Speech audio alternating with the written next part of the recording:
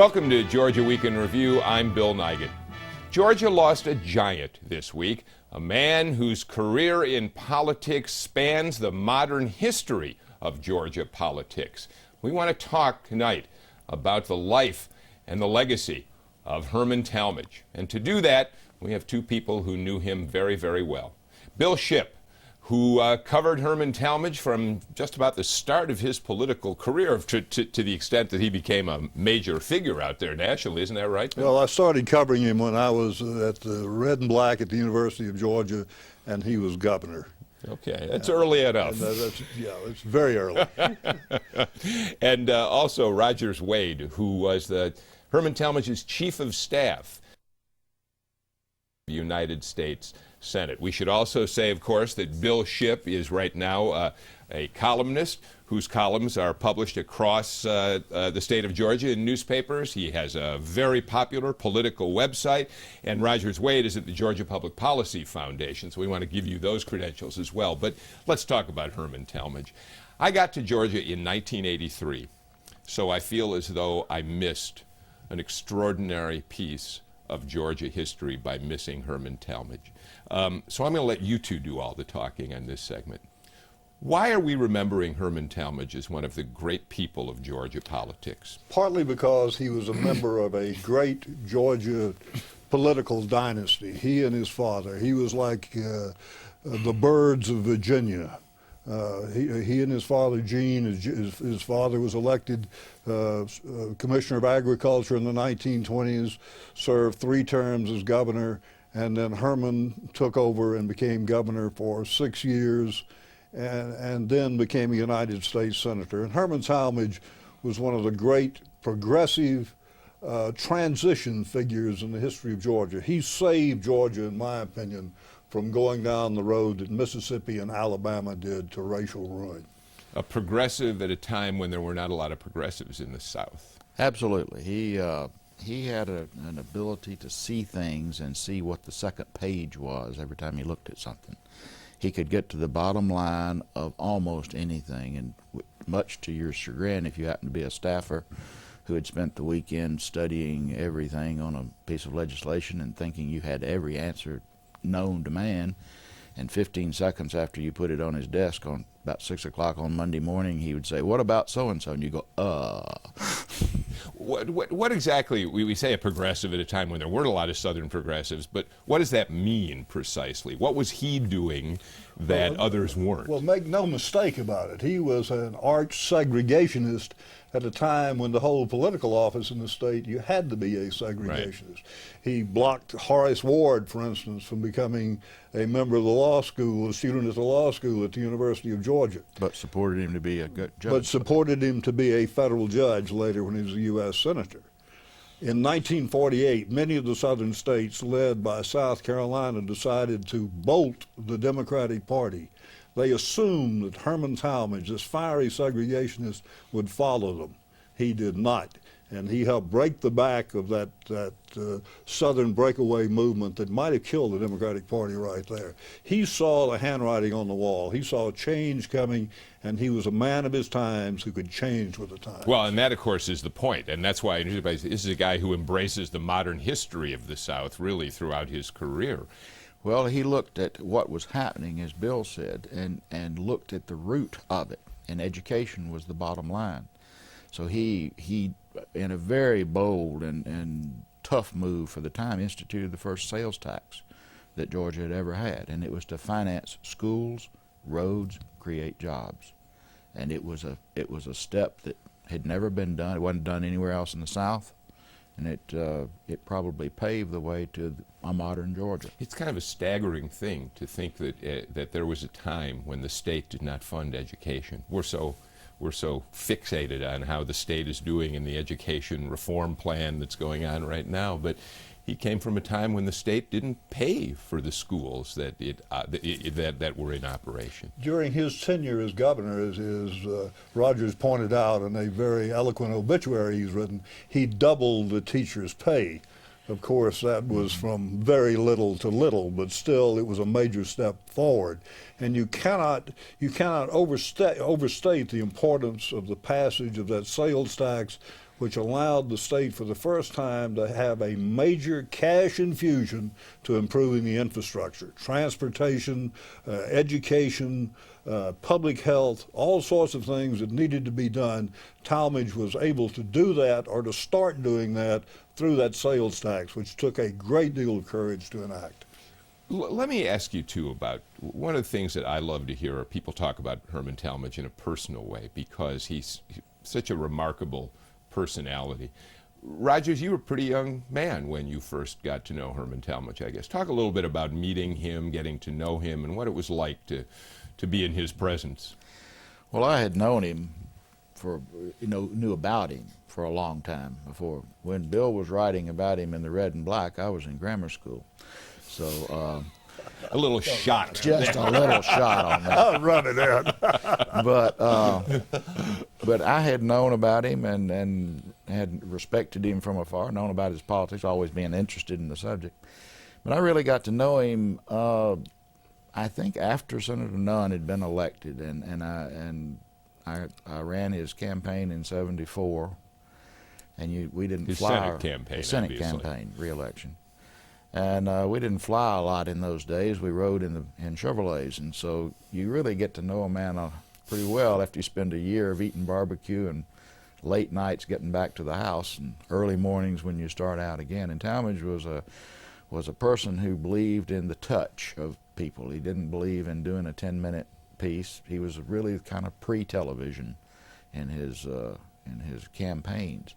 He'd stop at courthouses and see people and walk through and say hi to secretaries that were in there and ask them about their cousins.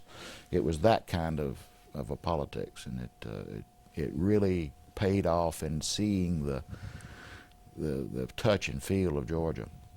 You got to know him earlier than that. I mean, you were right, or you at least were covering him before that, as Roger said, out of the University of Georgia. Well, just don't make any mistake about this. Later, I was on the editorial board of the Atlanta Constitution, which was a major adversary of Talmadge, and I had the assignment of writing most of the critical articles, the critical opinion pieces about him. Later, I talked with him. I went to his house once after all this happened. Very bitter campaign against Zell Miller in the Democratic primary of 1980, in which Talmadge won the primary but lost the election to Mac Mattingly. But Talmadge was not one to hold grudges. I went to his house once to do a magazine feature, and he cooked me breakfast. He could not have been more gracious to a fellow who had said just about everything bad you could say about a politician and not have to go to court to defend it. Yeah, the 1980, this was a seminal moment in many ways in the Democratic Party in Georgia, that 1980 primary, wasn't it? I mean, that Zell Miller took on a sitting senator in the United States Senate. A sitting senator who had some personal problems, and looking back, his colleagues decided to censure and criticize him, and I look back at that era and I think it's his colleagues who should have been censured and criticized for not showing more compassion and helping one of the most brilliant members of that body through a very difficult time in his life. He defeated Miller in one of the great classical political campaigns of our time, and then Roger knows this better than I.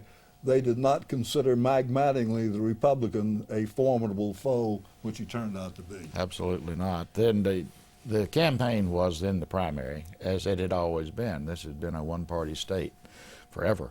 And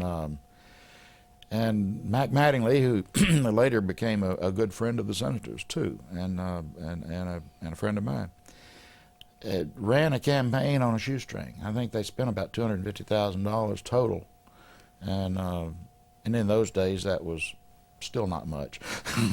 And we didn't spend probably $1.5 million all together through a year and a half of campaign. And part of what we were doing in that campaign was digging out from under Bill's stories. So And the Zell Miller campaign, which really ran Herman Talmadge down in that campaign. Yes? It was a very bitter primary, and fortunately they got back together over the years later and buried those hatchets. What was Herman Talmadge? Why was he? Bill talked about how brilliant he was in the U.S. Senate. Why? What was it? What did he do in the U.S. Senate for Georgia that people need to know about? He was a go-to guy in parts of that, and one of them is that he was the person that young senators came to, and they would come in and ask questions. What do you do about? What do you think of this? Things way off of his subject area. He was a real influence and sort of a mentor to a lot of people up there. The other part of it is that he rewrote the school lunch plan and modernized it. It was originally done by Senator Russell back many years before that, but it was broadened and expanded. If a child eats breakfast in a school today, it's because of the programs that Talmadge wrote. The work incentive things that he did put hundreds of thousands of people back to work. He had a major influence in tax legislation and in trade legislation. Yeah, Bill Shipp, you know that there's not a journalist in this state, and for that matter, anyone who knew Herman Talmadge, who doesn't try to do a Herman Talmadge impression, people who knew him. I mean, there is one who doesn't. Oh, that's you. Well, I wasn't about to ask you to do it, but the point is, it's interesting that that's another part of him that'll be remembered for a long time, the way he spoke. He had a unique way of speaking and a unique way of expressing himself. If you want to hear Herman Talmadge, listen very closely to Roy Barnes. When Roy Barnes makes a speech, he sounds very much like Herman, but he sounds identically to his father. Gene. In that same kind of rolling populist rhetoric, sort of accusatory sometimes and laudatory, with those wide, broad Southern A's. He's exactly like Talmadge in that way. You have to remember that both Gene and Herman Talmadge were Phi Beta Kappas. They could talk to anybody about any subject, and it sounded like they came from next door. Are there giants of politics waiting to happen, like a Herman Talmadge in this state? Is there something about our times that it's the way the media deals with politicians, or is there something that's going to keep? Are we ever going to see giants like that again? You know, I hate to say this, but I don't think so, because I think television, I think the media have changed the texture of politics so that you can run a political campaign, and many do run a political campaign without ever pressing the flesh. Yeah, precisely. Without ever going to a courthouse. Yeah. I was thinking about you, Roger, saying that this was a guy who loved to get out there and talk to the people as he campaigned. Well, the first thing a person does now when they run for office is hire a media consultant. And then they sit down and figure out how they can make their 10-minute speech, and then they repeat it over and over again. When you go out and press the flesh, so to speak, people ask different questions nearly everywhere you go, so you have to answer them. What do you, from a personal point of view, knowing Herman Talmadge as you did, what are you going to remember most about him, and what are you going to miss most about him? He was a great boss, a mentor, a teacher, a friend, and I have missed in the last couple of years of his illness, particularly being able to sit down and just talk about things that are going on and get his opinions about what's happening. He remained very sharp right up to the very end, his mind was, but he couldn't talk, and he's been bedridden for 4 or 5 years now and on feeding tubes, and just a terrible existence, but his mind has stayed very sharp. Bill, what are you going to remember about this man? I think that Talmadge, as governor and as senator, was a man, a politician who could get things done. And perhaps he didn't achieve all the things that he might have in the Senate because he had great ability, and I think that except for some personal problems, he could have gone all the way to the top. But he was a great doer of things. He was able to form coalitions, particularly with the business community, to help Georgia prosper and to develop the state economically. I think he's going to be regarded as, if not the greatest governor of the 20th century, certainly one of the greatest, and a member of one of the greatest families, along with Dick Russell, perhaps, and Ellis Arnold, and even Zell Miller. Yeah. He had a way of seeing down the road on things, and so the groundwork that he laid, every governor since then has built on. Well, we're out of time. We should tell our viewers that the senator will lie in state at the Capitol on Monday from 9 to 11, and his funeral will take place after that. 2 o'clock in Hampton. Okay. Thank you both for coming in and sharing some of your feelings about Herman Talmadge with us.